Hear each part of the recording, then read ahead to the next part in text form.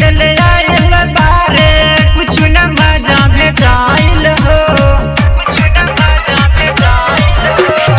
लगत कवन सबतिया के बारे सयदी बाकर जुराइल हो जया टिक के ले आइल बारे कुछ न मजा भेटाइल हो सब करला न प्यार भइल जिया लगे कर जिया करला तू अगदी जीवन भौजी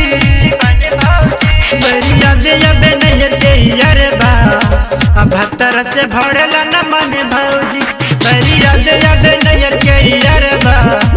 भतर से भड़ला न मन भौजी अरे अंगना दुआर सुखी बटे ससुराल तब लगत न कुछ हुनी मन भौजी बरिया दे अबे नहीं के यार बा